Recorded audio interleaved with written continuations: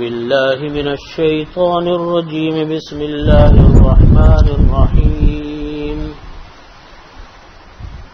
ولو ترى إذ فزعوا فلا فوت وأخذوا من مكان قريب وقالوا آمنا به وأنى لهم التناوش من مكان بعيد وقد كفروا به من قبل ويقذفون بالغيب من مكان بعيد وحيل بينهم وبين ما يشتهون كما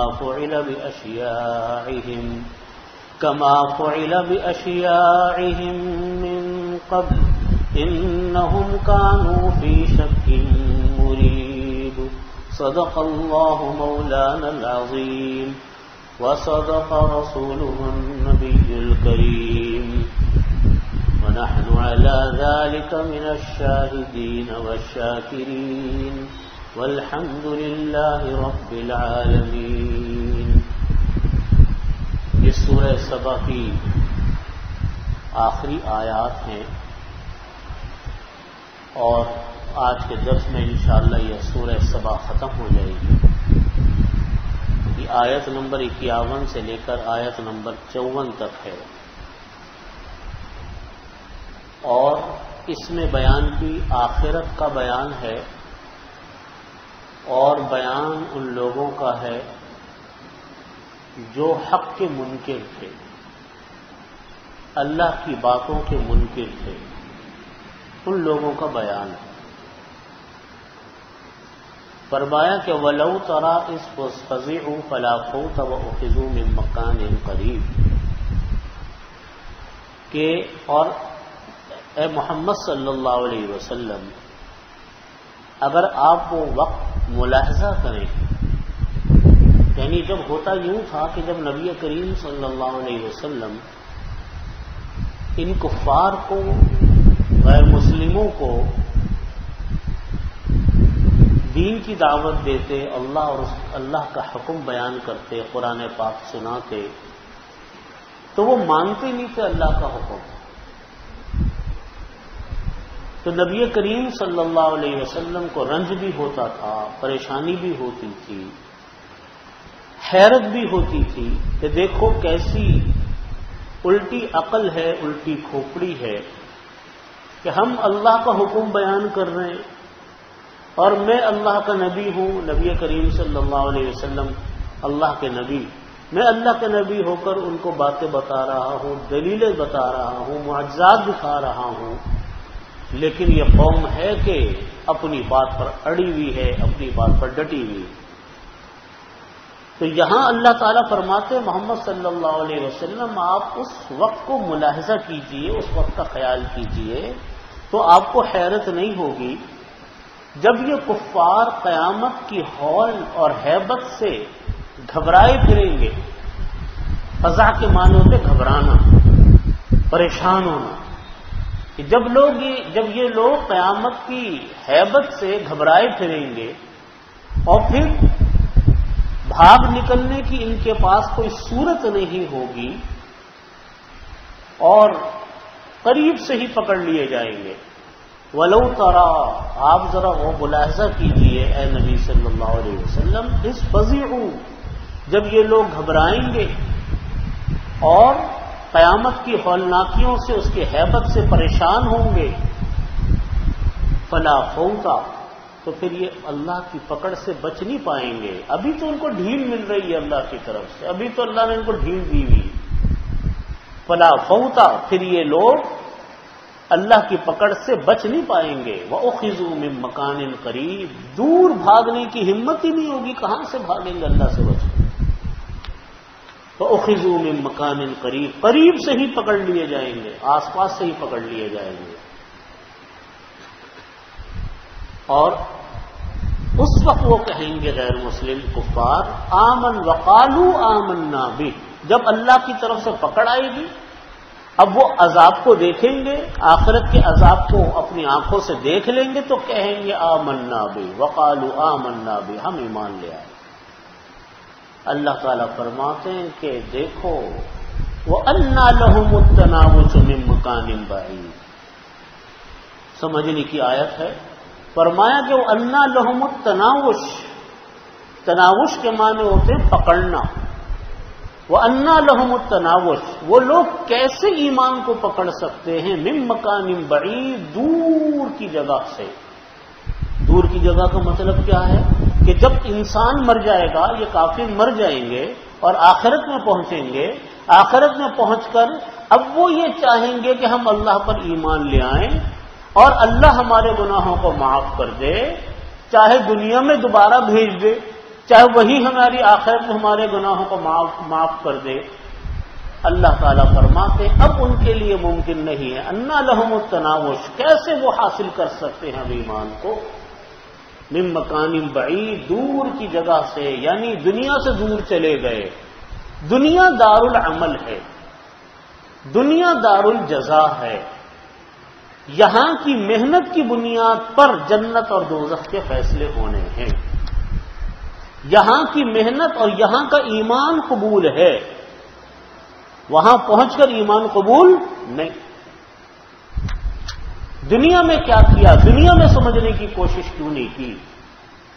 دنیا میں ہم نے قرآن بھیجا، رسول اپنے محبوب صلی اللہ علیہ وسلم ہم نے دنیا میں بھیجے، سرور کونین صلی اللہ علیہ وسلم دنیا میں تشریف لائے، انہوں نے آ کر دین کی دعوت دی۔ اس وقت بات کیوں نہیں ان کی بانی، ان کی بات اس وقت کیوں نہیں سمجھی کہ دنیا دار العمل ہے، دنیا دار الجزا ہے۔ لہذا ایمان قبول ہوگا تو دنیا کا ہوگا، معافی قبول ہوگی تو دنیا کی ہوگی، توبہ قبول ہوگی تو دنیا کی ہوگی، نیک اعمال قبول ہوں گے تو دنیا کے ہوں گے۔ انہی بنیادوں پر آخرت کی جزا و سزا کے فیصلے ہوں گے۔ اسی لیے لکھا ہے علماء نے مسئلہ، ایک انسان کی توبہ اللہ تعالیٰ اس وقت تک قبول فرما لیتے ہیں جب تک عالم نزع شروع نہیں ہوتا، اس وقت تک اللہ تعالیٰ توبہ قبول کرتے ہیں۔ لیکن جب عالم نزع شروع ہو گیا، موت کی علامات دیکھ لی، ختم، معافی کے دروازے بند۔ اب کیونکہ اب تو موت کا مرحلہ شروع ہو گیا، توبہ ہے تو اس سے پہلے ہے، معافی ہے تو اس سے پہلے ہے، نیک اعمال ہیں تو اس سے پہلے ہے۔ عالم رضا کو ہم غرغرہ موت بھی کہتے ہیں، غرغرہ موت سے پہلے پہلے۔ اسی لیے قرب قیامت میں آتا ہے کہ جس وقت سورج اللہ تعالیٰ، ابھی تو ہمارے لیے سورج مشرق سے نکلتا ہے، لیکن جس وقت سورج یہ مغرب سے نکلے گا، دنیا کے لیے توبہ کے دروازے اللہ بند فرما دیں گے، کیونکہ یہ قرب قیامت کی پکی نشانی آ گئی۔ اس لیے دنیا میں اللہ تعالیٰ سے جو کرنا ہے کر کے فارغ ہو جائے بندہ، معافی مانگنی ہے مانگ لو، توبہ کرنی ہے توبہ کر لے انسان، اپنے نیک اعمال جو انسان نے کیے کرنے وہ کر لے، اپنی نماز قضا ہیں دنیا میں معاملہ نمٹا دے، نماز قضا کر کے، روزے اپنے قضا کر کے، اور اسی طرح زکوٰۃ اپنی ادا کر کے، جس طرح کر کے دنیا میں معاملہ برابر کر لے تاکہ آخرت میں کسی مشکل کا شکار نہ ہو۔ دنیا کا ایک پیسہ بھی جو ہے نا، ایک پیسہ دنیا کا، یہ اللہ کے ہاں نیکیوں کی صورت میں جائے گا، کیونکہ آخرت میں تو پیسہ ہے نہیں، یہ تو دنیا کی کرنسی ہے، آخرت کی کرنسی تو اعمال ہے۔ نبی کریم صلی اللہ علیہ وسلم نے اسی کو فرمایا کہ معلوم ہے کہ مسکین کس کو کہتے ہیں؟ فرمایا کہ معلوم ہے کہ مسکین کس کو کہتے ہیں؟ صحابہ کرام نے کہا رسول اللہ جس کے پاس درہم و دینار نہ ہو، روپیہ پیسہ نہ ہو۔ آپ نے فرمایا کہ وہ مسکین نہیں، مسکین وہ ہے جس انسان کے پاس، جو انسان اللہ کی بارگاہ میں نیکیوں کے انبار لے کر آئے گا اور گناہوں کے انبار لے کر جائے گا، یہ مسکین ہے۔ اس کو ہم کہتے ہیں دھوکے میں پڑ گیا انسان، بڑا خوش ہے کہ جی میں تو ایک ایک عمل کر رہا ہوں، اس کے اوپر اتنی نیکیاں مل رہی ہیں، یہ نہیں دیکھتا کہ دوسری طرف میرے گناہ کتنے بڑھ رہے ہیں۔ اور خاص طور پہ بھی حقوق العباد کا معاملہ، بندوں کے حقوق کا معاملہ، لوگوں کے حق کسی انسان کے اوپر واجب الادا ہو، تو آپ صلی اللہ علیہ وسلم نے اس کی تشریح پھر اس طرح فرمایا کہ ایک انسان آئے گا اللہ کی بارگاہ میں اور آ کر وہ کہے گا، آئے گا سمجھے گا کہ میرے پاس تو نیکیوں کے انبار لگے ہوئے ہیں۔ ایک حقدار آئے گا کہ کہے گا یا اللہ اس نے مجھ کو گالی دی، اس نے مجھ کو گالی دی۔ اللہ تعالی فرمائیں گے کہ بھئی دنیا میں تو در حقیقت اب کوئی اور، آخرت میں تو کوئی اور چیز ہے نہیں، تو ایسا کرو اس گالی کا بدلہ تم اپنی نیکیوں سے ادا کرو۔ اس اللہ کے ہاں تو انصاف ہے، وہ گالی کا بدلہ، اس عمل کا بدلہ اپنی نیکیوں دے کر پورا کرے گا۔ دوسرا آئے گا کہ اس نے میرے سے قرضہ مانگا تھا، میرا قرضہ واپس نہیں کیا، اس کا نیک عمل اس کو دیا جائے گا، قرضہ ادا ہو جائے گا۔ تیسرا آئے گا، چوتھا آئے گا، پانچواں آئے گا، چھٹا آئے گا، نیکیاں کم ہوتی چلی جائیں گی، نیکیاں کم ہوتی چلی جائیں گی، یہاں تک کہ ساری نیکیاں ختم ہو جائیں گی، یہاں تک کہ ساری نیکیاں ختم ہو جائیں گی، لیکن حقدار پھر بھی کھڑا رہے گا، مانگنے والے پھر بھی کھڑے رہیں گے۔ اب اللہ تعالیٰ فرمائیں گے کہ بھئی حقدار تو ابھی بھی موجود ہے، لہذا ان مانگنے والوں سے کہا جائے گا کہ تم اپنے گناہ اس کے کھاتے میں ڈالو، اپنا گناہ، اپنا بوجھ کم کرو۔ لہذا وہ اپنا بوجھ کم کریں گے۔ پہلے تو انبار تھے نیکیوں کے، اب گناہ ان کے کھاتے میں پڑنے شروع ہوئے، یہاں تک کہ گناہوں کے انبار لگ گئے، تب جا کر اس کا معاملہ ختم ہوا۔ فرمایا کہ یہ انسان مسکین ہے جو نیکیوں کے انبار لے کر آیا تھا، گناہوں کے انبار لے کے جا رہا ہے۔ اسی لیے فرماتے ہیں کہ دنیا در حقیقت کیا ہے؟ یہ ہے دار العمل، یہ ہے دار الجزا۔ دنیا کے اعمال، دنیا کی قربانیاں، دنیا کی محنت، یہ انسان کو آخرت میں ان کا بدلہ ملے گا۔ جس نے دنیا کو ہی بے پرواہی سے گزار دیا اور کوئی پرواہ نہیں کی دنیا میں اعمال کی، اور یہی گناہوں کے انباروں کے ساتھ وہ آخرت میں پہنچ گیا، تو اللہ تعالیٰ اس کا یہ جملہ یاد رکھنا چاہیے کلام پاک کا، وَأَنَّىٰ لَهُمُ التَّنَاوُشُ، کیسے وہ لوگ ایمان کو پکڑ سکتے ہیں آخرت میں، مِن مَّکَانٍ بَعِیدٍ، جبکہ دنیا سے دور جا چکے ہوں گے، کیونکہ ایمان پکڑنے کی جگہ تو کیا ہے؟ دنیا سے تو دور چلے گا، کیسے ایمان کو پکڑو گے؟ کیسے انسان اعمال صالحہ کرے گا؟ اللہ تعالیٰ نے یہ بات بیان کی۔ یہ ہمارے لیے ایک سوچنے کا مقام ہے، ہم میں سے ہر شخص کے لیے۔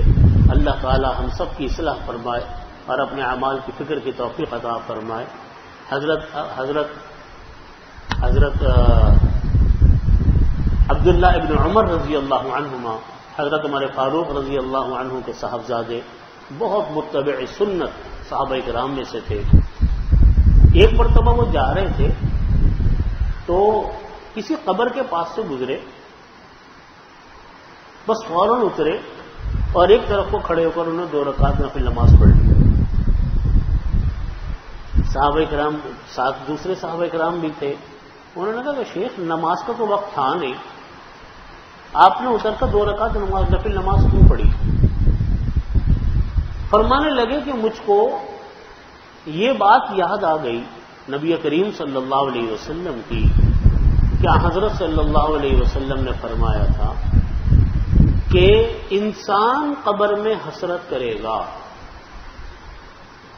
انسان قبر میں حسرت کرے گا کہ کاش میں دنیا میں 2 رکعت نماز اور پڑھ لیتا، کاش میں دنیا میں 2 رکعت نماز اور پڑھ لیتا تو مجھ کو یہ فائدہ ہو جاتا۔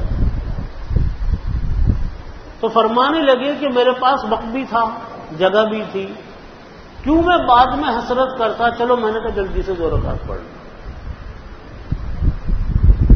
بات یہی ہے کہ انسان کو حسرت ہوگی آخرت میں پہنچ کر کے کاش، جب آنکھوں کے سامنے سے، ابھی تو ہم ایک دنیا میں بیٹھے ہوئے ہیں نا، آنکھوں کے آگے پردہ پڑا ہوا، خواہشات کا، ضروریات کا، شوقینیوں کا، دنیا میں اپنے کیریئر بنانے کا، اپنا یہ وہ فلانا فیوچر، دنیا کے جو جملے ہیں آج کل وہ سب ہمارے ذہنوں میں گھومتے رہتے ہیں، یہ کام، یہ دھندے، ان چیزوں کی طرف ہم جاتے ہی نہیں کہ اپنے نامہ اعمال کو بھر سکیں۔ جب یہ دنیا کے سامنے سے یہ پردہ ہٹے گا نا، دنیا کا یہ پردہ ہٹے گا، پھر انسان سوچے گا کہ یار کاش میں یہ بھی کر لیتا، کاش وہ بھی کر لیتا، کاش یہ بھی پڑھ لیتا، کاش وہ بھی پڑھ لیتا۔ اب کہاں، اب تو جا چکے دنیا سے، اب کچھ نہیں ہو سکتا۔ لیکن اولاد ایسی چیز ہے، نیک اولاد، جو آخرت میں بھی انسان کا درجہ بڑھوا دے گی، جو آخرت میں بھی انسان کا درجہ بڑھوا دے گی۔ حدیث شریف میں فرمایا نبی کریم صلی اللہ علیہ وسلم نے، آپ صلی اللہ علیہ وسلم نے فرمایا کہ انسان کا آخرت میں درجہ بلند ہو جائے گا۔ آج بھی دنیا میں جو آخرت میں ہے اچانک درجہ بلند ہو گیا، آدمی کو کہہ دے کہ یا اللہ انا حاضی، یہ کیسے ہوا؟ میں تو جو ہو کچھ ہاں ہو چکا، یہ میرا ایک دم درجہ کیسے بلند ہو گیا؟ اللہ تعالیٰ فرمائیں گے کہ تمہاری اولاد نے تمہارے لیے کوئی ایصال ثواب کیا تھا، تمہاری اولاد نے کوئی نیک عمل کیا جس کا ثواب تم کو بھی ملا، ان کو بھی ملا، اس لیے کہ وہ تمہاری اولاد ہے، تربیت تمہاری۔ آج ہم لوگ اپنے بچوں کو صحیح قرآن پاک تو پڑھوانے کے لیے تیار نہیں، اپنے بچوں کو کسی صحیح جگہ سے کوئی دین کی تعلیم دلوانے کے لیے تیار نہیں۔ میں اپنے ان بھائیوں سے کہتا ہوں کہ کبھی آپ نے سوچا بھی کہ آپ کے مرنے کے بعد آپ کی قبر پہ جا کے فاتحہ کون پڑھے گا، قل واللہ کون پڑھے گا؟ جب آپ نے اپنے بچوں کو اس قابل بھی نہ بنایا کہ وہ قرآن پاک کی 2 آیتیں صحیح پڑھ سکیں، تو کون آ کے پڑھے گا آپ کے قبر کے اوپر کوئی فاتحہ، کوئی ایصال ثواب کون کرے گا؟ تو بھائی یہ چیز ہے، وَأَنَّىٰ لَهُمُ التَّنَاوُشُ مِن مَّكَانٍ بَعِيدٍ۔ کیسے کوئی انسان ایمان کو پھر پکڑ سکتا ہے دور جا کر؟ وَقَدْ كَفَرُوا بِهِ مِن قَبْلُ، اس سے پہلے تو وہ کفر کرتے رہے، اللہ کی نافرمانیاں کرتے رہے، اللہ کے حکموں کو توڑتے رہے، اللہ کے حکموں کو کوئی خاطر میں ہی نہیں لاتے تھے، جیسا آج ہمارے ہاں کا فیشن ہے۔ یہ تو معاملہ خیر کافروں کے معاملے میں آیا، لیکن ہمارے ہاں جو آج مسلمان ہیں ان کی ایک بڑی تعداد وہ ہے جو ہے تو مسلمان لیکن کوئی حکم ماننے کے لیے تیار نہیں، ہر اللہ کے حکم پر بحث کرنے کے لیے تیار، بحثیں کروا لو جتنی دل چاہے کروا لو، یہ حکم کیوں ہوا، یہ تو ممکن نہیں ہے، آپ اب اس زمانے میں کیسے ہوگا، اس زمانے میں کوئی امکان نہیں ہے، 10 باتیں۔ میں اپنے ان بھائیوں سے کہتا ہوں کہ اللہ کا کوئی حکم ناممکن نہیں ہوتا، یہ اللہ اور اس کے رسول صلی اللہ علیہ وسلم کی عادت اللہ یہ ہے، اللہ کے نبی علیہ الصلوۃ والسلام کی سنت کی برکات وہ یہ ہیں کہ کوئی حکم اللہ اور اس کے رسول کا ناممکن نہیں۔ اللہ اور اس کے رسول صلی اللہ علیہ وسلم ہمیں اور آپ کو وہ حکم دیتے ہیں جو ممکن ہوتا ہے، جو ہمارے بس سے باہر ہے کبھی بھی حکم نہیں دیا۔ ہاں یہ ہماری بات ہے کہ ہم عمل کرنے کے لیے تیار نہیں ہوتے، ہم عمل کرنے کے لیے تیار نہیں۔ بحث وہ کرتا ہے جس کو عمل نہیں کرنا ہوتا، جس کو عمل کرنا ہوتا ہے وہ کہتے ہیں کہ ٹھیک ہے بھائی بات آج مجھے پتا چلی، انشاءاللہ آج سے کوشش کریں گے، دیکھیے اللہ سے دعائیں مانگیں اللہ تعالیٰ پوری کریں گے۔ میں نے پہلے بھی بات عرض کی تھی اپنے شیخ حضرت ڈاکٹر عبدالعلی صاحب عارفی رحمۃ اللہ علیہ کے حوالے سے کہ میرے شیخ رحمۃ اللہ علیہ فرمایا کرتے تھے کہ دیکھو اللہ تعالیٰ سے جب کوئی انسان دنیا کی دعائیں مانگتا ہے کہ یا اللہ میرا یہ کام کر دے، میرا وہ کام کر دے، وہ اللہ تعالیٰ کوئی دعا کو قبول کرتے ہیں، کوئی دعا کو قبول نہیں کرتے، کیونکہ اللہ کے فیصلے ہیں کہ کون سی چیز دینی ہے، کون سی نہیں دینی، کون سی اس کے لیے مفید ہے، کون سی اس کے لیے مضر ہے، جو ہمیں نہیں پتا ہو۔ لیکن جب کوئی انسان دین کے لیے دعا مانگتا ہے، اپنے اعمال کی اصلاح کے لیے دعا مانگتا ہے کہ اللہ میں نماز بھی پڑھ سکتا ہوں، مجھے نماز کی عادت ڈلوا دے، یا اللہ مجھے قرآن کریم صحیح پڑھنا نہیں آتا، میرا قرآن کریم صحیح پڑھوانے کا عمل شروع کروا دے، میں قرآن پاک اپنا صحیح کر لوں، میری نماز قضا، میرے روزے قضا، یا اللہ میری ان دعاؤں کو قبول کر لے کہ میں اپنے قضا نماز قضا روزے پورے کر لوں، زکوٰۃ قرآنی ادا کر دوں، حج میں نے نہیں کیا میرے یا اللہ میرا حج ادا کروا دے، اللہ تعالیٰ ضرور قبول فرماتے ہیں، یہ دعا قبول ہوتی ہے، لازمی قبول ہوتی ہے۔ تو انسان دعا کرے اور کوشش کرے، کوئی گناہ میں، ہر انسان کو پتا ہے وہ کس گناہ میں مبتلا ہے، معصوم کوئی بھی نہیں اللہ اور اس کے رسول کے علاوہ، انبیاء کرام معصوم ہے، بس ہر ایک سے غلطی ہوتی ہے، ہر ایک سے گناہ ہوتے ہیں، ہر ایک سے خطا ہوتی ہے. کوئی فرشتہ تو ہے نہیں ہم میں اور آپ میں. مجھے بھی پتا ہے کہ میں کس گناہ کا عادی ہوں، آپ کو بھی پتا ہے کہ آپ کون سے گناہ کرتے ہو. لیکن سوال یہ پیدا ہوتا ہے کہ کون سے گناہ چھوڑنے کی میں نے فکر کی. اس فکر کا مطلب یہ کہ ایک طرف کوشش، دوسری طرف دعا. یہ دو کام کیجئے، پھر دیکھیے کہ قرآن کریم کا وعدہ ہے، اللہ کا وعدہ ہے، من جاہد فینا لنہدینہم سبلنا، جو ہمارے راستے میں کوششیں کرے گا ہم اس کے لیے راستہ تو ضرور کھولیں گے. یہ وعدہ ہے اللہ کا. قدم بڑھاؤ، آگے بڑھو، دعائیں کرو، پھر دیکھو اللہ تعالیٰ کیسے اس انسان کو ٹھیک نہیں فرماؤ. ایک انسان اگر سود لیتا ہے، ایک انسان اگر رشوت لیتا ہے، ایک انسان اگر کوئی اور گناہ میں مبتلا ہے، ارادہ کرے، کوشش کرے اور اللہ سے دعا کرے، پھر دیکھیے کیسے اللہ تعالیٰ اس کو اس چکر سے نکالتے، کیونکہ اب تک کوشش ہی نہیں کی. اس لیے فرمایا کہ وقت کفروا بہ من قبل، پہلے وہ لوگ گمراہیوں میں پڑے رہے، کفر کرتے رہے. وَيَقْذِفُونَ بِالْغَيْبِ مِن مَّكَانٍ بَعِيدٍ، اور یقذفون بالغیب، بغیر دیکھے بغیر سوچے اللہ کے حکموں کو اٹھا کے پھینکتے رہے، دور کرتے رہے. من مکان بعید، دور جگہ سے. دور جگہ کا مطلب یہ ہے کہ دنیا سے دور. دنیا سے دور کا مطلب یہ ہے کہ جب کوئی انسان در حقیقت بغیر کوئی دلیل کے اپنے خیالات سے باتیں کرتا ہے، اس کے لیے رجم بالغیب کا لفظ استعمال کرتے ہیں اللہ تعالیٰ، جس کو ہم کہتے ہیں نا بھائی اس نے اندھیرے میں تیر چلایا. تو یہاں بھی مکانی بعید کا مطلب یہ ہے کہ جو باتیں یہ لوگ کرتے ہیں وہ چیزیں ان کے دلوں سے دور ہوتی ہے، دل میں اس کا عقیدہ نہیں ہوتا. بس دور پرے میں بغیر سنے انہوں نے اللہ کی باتوں کو کیا کیا، رد کر دیا. اس لیے ہمارے ہاں بھی بہت سارے لوگ وہ ہوتے ہیں. میں باقی جب یہ آیت پڑھتا ہوں، ہے تو دیکھیے یہ آیت تو آئی ہے کفار مشرکین مکہ کے بارے میں، کفار کے بارے میں، لیکن سچی بات ہے کہ بہت سارے مسلمانوں پر بھی سازش آتی ہے. بہت سارے مسلمانوں کے سامنے جب اللہ کا حکم آتا ہے، سنتے ہی کہ بھائی انسان یہ سوچے کہ کسی انسان کی بتائی ہوئی بات تو نہیں ہے نا، بتانے والے کی تو بات نہیں ہے، اس نے تو اللہ کے حکم کو بتایا، بس سنتے ہی کہہ دیتے بھائی یہ تو نہیں ہو سکتا. اللہ اکبر، اتنی جرت انسان کے اندر کہ ایک طرف اللہ کا حکم آ رہا ہے، قرآن پاک کا حکم آ رہا ہے، سنتے ہی کہہ دیے یہ تو نہیں ہو سکتا. بھائی کیسے نہیں ہو سکتا؟ ایک صاحب پیچھے پڑ گئے میرے، کہنے لگے کہ یہ جو ذبیحے کا حکم ہے کہ اللہ اکبر، بسم اللہ اللہ اکبر، اللہ کا نام لے کر جانور ذبح کیا جائے، یہ تو قابل عمل نہیں ہے.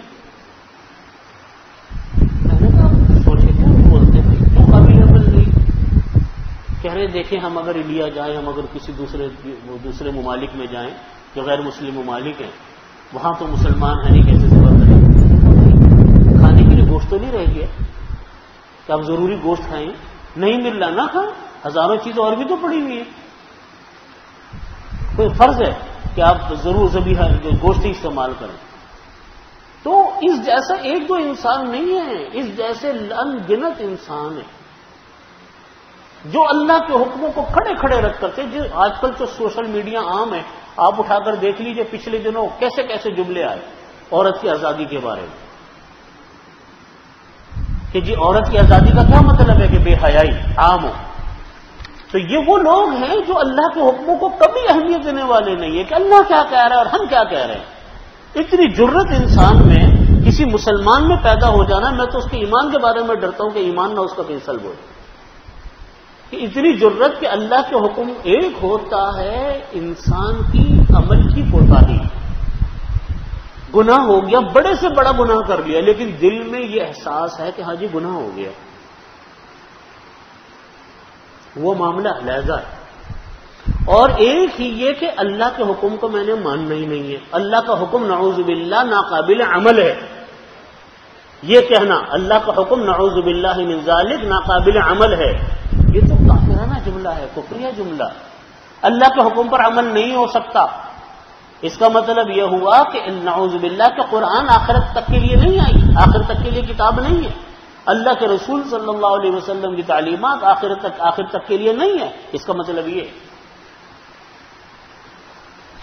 تو ایک اعمال کی خرابی الگ چیز ہے، اور ایک سینہ زوری یہ کہنا کہ نہیں صاحب یہ کام نہیں ہو سکتا، نکاح کے ساتھ زندگی نہیں گزر سکتی، پھر کس کے ساتھ گزرے گی؟ بے حیائی کے ساتھ. اس کے لیے دنیا تیار. دیکھ لیجئے کیسے کیسے آج کل باتیں آ رہی ہیں سامنے، اور اس جیسی بے شمار چیزیں ہیں. سود کے ساتھ زندگی چل سکتی ہے، بغیر سود کے تو صاحب زندگی کا گزارا ممکن ہی نہیں ہے. تو بھائی صدیوں زمانے تک سود کے بغیر دنیا نے اپنا کام چلایا.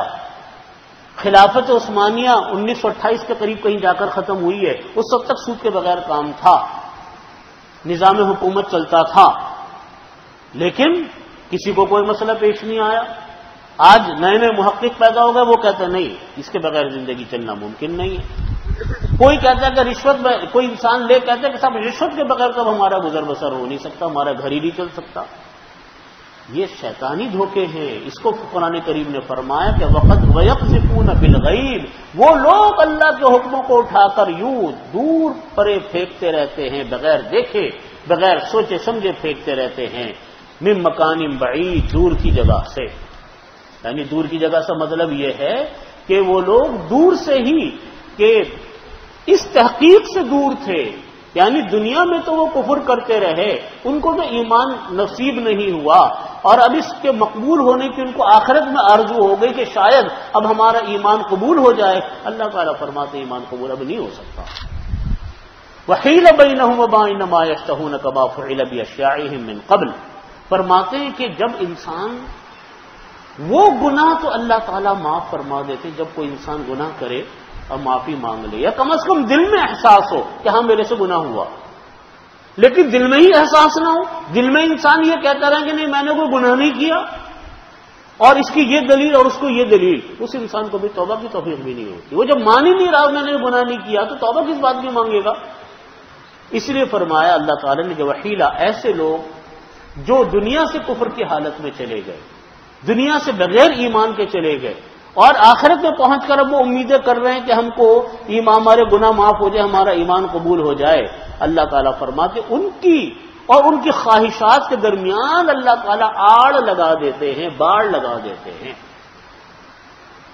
کیونکہ دنیا میں تو کفر کیا کرتے رہے، اسی حالت میں دنیا سے چلے گئے. اب وہاں آخرت کے عذاب کو دیکھا، آخرت کے نظام کو دیکھا، اب خواہش کر رہے ایمان کی. فرماتے ان کی خواہشات کے درمیان اللہ نے باڑ لگا دی، اب ان کی خواہش کے اوپر عمل نہیں ہوگا. وحیل بینہم وبین ما یشتہون، حائل کر دیا گیا ان کے درمیان اور ان کے خواہشات کے درمیان. کما فعل باشیاعہم، جیسا کہ ان کے ہم مشرب ہم مسلک لوگوں کے ساتھ اللہ نے معاملہ کیا.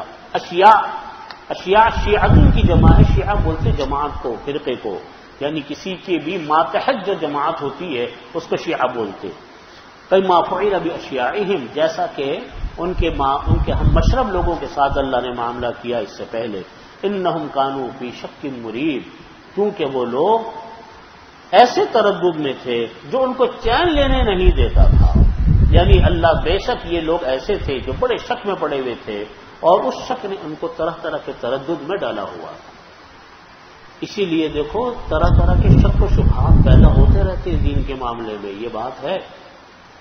لیکن جب انسان اہل علم کے ساتھ بیٹھتا ہے، علماء کے ساتھ بیٹھتا ہے، اللہ والوں کے ساتھ بیٹھتا ہے، تو دل میں وہ شک و شبہات انسان کے ختم ہوتے ہیں اور اعمال کی توفیق ہوتی ہے. غفلت کسی چیز کا، دنیا کی بدترین چیزوں میں سے ایک چیز غفلت ہے. یہ غفلت اگر انسان کی صحت کے معاملے میں ہو نا، صحت کو برباد کر ڈالے. ایک آدمی اگر اپنی صحت کے معاملے میں بڑا غافل ہے، کوئی بیماری ہو جائے اس کو کوئی اہمیت نہ دے، تو آپ جانتے ہو اس کا کیا حال ہوتا ہے. غفلت انسان اپنے کاروبار کے معاملے میں کرے تو آپ جانتے ہو پھر کاروبار کا کیا حال ہوتا ہے. انسان غفلت اب اگر اپنی ملازمت کے معاملے میں کرے، جب دل چاہا چلا گیا، جب دل چاہا آ گیا، تو آپ کو معلوم ہے کہ ملازمت کا کیا بنے گا. اپنی اولاد کے معاملے میں غفلت کرے تو آپ کو معلوم ہے کہ پھر اس کا کیا نتیجہ نکلتا ہے. غفلت تو ہر چیز میں تباہی کر ڈال دیتی ہے. بدترین چیزوں میں سے چیز کون سی ہے؟ غفلت ہے. تو جب یہ غفلت دین کے معاملے میں آ جائے ہاں جی دیکھ لیں گے، کر لیں گے، ہاں کر لیں گے، ابھی تو بہت زندگی پڑی ہے بھائی، کبھی بگڑا کیا ہے ہمارا، ہے نا جی، ابھی تو عمر پڑی ہے۔ کسی نے کہہ دیا عمر پڑی ہے، کس کو کیا پتا عمر پڑی ہے؟ عمر کا کسی کو کیا پتا؟ یہ شیطانی دھوکے، یہ غفلت جب دین کے معاملے میں آتی ہے، انسان دین کے معاملے میں غافل ہوتا ہے تو دین تباہ ہوتا ہے انسان کا، آخرت خراب ہوتی ہے انسان کی۔ جب آخرت خراب ہوئی، اللہ تعالیٰ معاف فرمائے، تو وہی تو دار الخلد ہے، ہمیشہ رہنے کی جگہ تو آخرت ہے، دنیا تو ہمیشہ رہنے کی جگہ نہیں ہے، دنیا تو ہمیشہ رہنے کی جگہ نہیں ہے۔ دنیا میں تو پتہ نہیں کسی انسان کا کون سا لمحہ آئے اور پتہ چلے کہ یہ جا ہو جا، سب قصہ ختم۔ تو جس کے لیے انسان سب کچھ کر رہا ہے، یہ سوچ سمجھ کر رہا ہے کہ یہ ختم ہونے والا ہے، پھر بھی انسان اتنا آخرت کے معاملے میں غافل بیٹھا ہوا۔ اس لیے اللہ رب العزت فرما رہے ہیں، یہ حال تو دیکھو قرآن پاک کا جی کی جب یہ بات آتی ہے، قرآن پاک کی جو یہ آیات آتی ہیں، مخاطب تو اس کے در حقیقت وہ مشرکین، نبی کریم صلی اللہ علیہ وسلم کے صحابہ کرام، آپ یہ لوگ ہوتے ہیں، لیکن حکم پوری دنیا کے لیے ہوتا ہے، حکم پوری امت کے لیے ہوتا ہے۔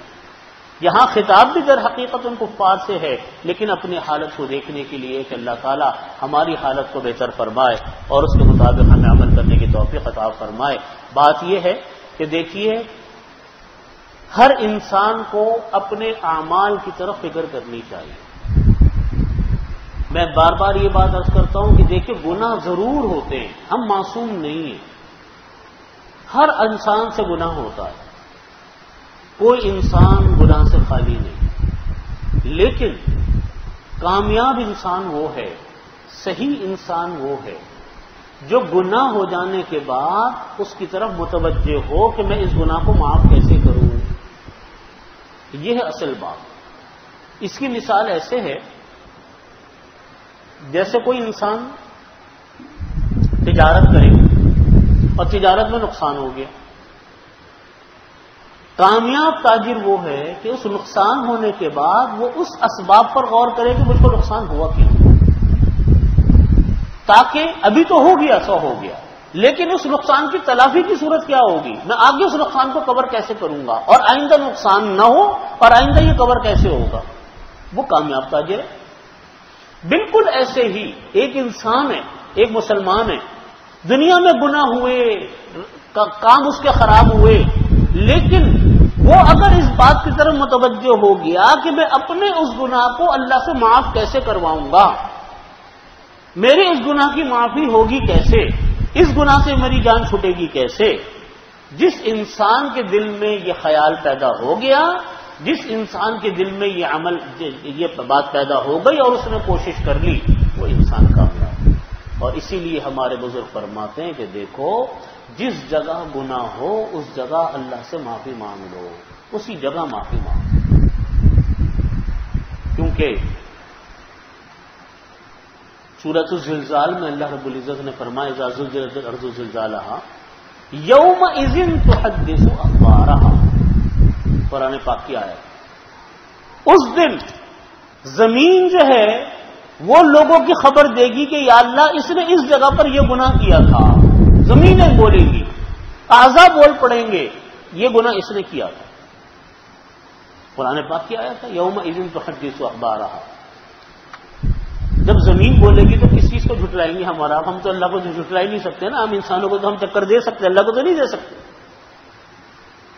اسی لیے فرمایا کہ جہاں تو گناہ ہوا اگر وہیں کھڑے کھڑے استغفر اللہ پڑھ لیا، توبہ کر لی، جہاں وہ زمین گواہی دے گی آپ کے گناہوں کی، آپ کی استغفار کی بھی گواہی دے گی کہ اللہ استغفار بھی کر کے گیا تھا۔ یہ ہے بات۔ اتنا انسان متوجہ ہو اپنے اعمال کی طرف، پھر انسان یہ امید لگائے اللہ سے کہ یا اللہ اب آپ میرے گناہوں کو معاف فرما دیں، تو اللہ تعالیٰ اس انسان کے گناہوں کو معاف فرماتے ہیں۔ لیکن غفلت اتنی ہو کہ سارے اعمال پورے ہو جائیں، دنیا کی زندگی نمٹ جائے اور اس کو پرواہی نہ ہو کہ میں نے کیا کیا کیا نہیں کیا۔ اللہ سے پناہ مانگنی چاہیے۔ یہ آیت ہمیں در حقیقت یہ آیات ہمیں اسی بات کی طرف متوجہ کر رہی ہیں۔ سورہ سبا یہاں پہ ختم ہو گئی، اگلی سورہ فاطر شروع ہو رہی ہے۔ اللہ تعالی ہمیں اس پر عمل کی توفیق عطا فرمائے۔ واخر دعوانا الحمدللہ رب العالمین۔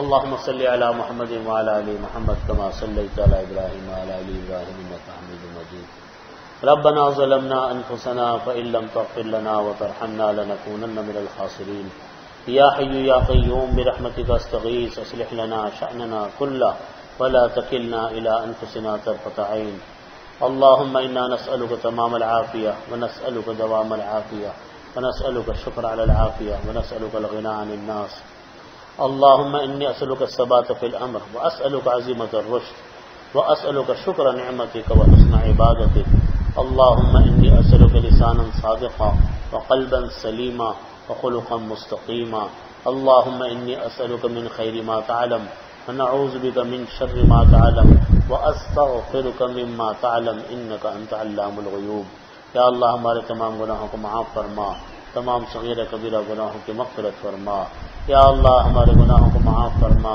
یا رب کریم کامل مغفرت فرما۔ ربنا تقبل منا انك انت السميع العليم وتب علينا انك انت التواب الرحيم اللهم صل على محمد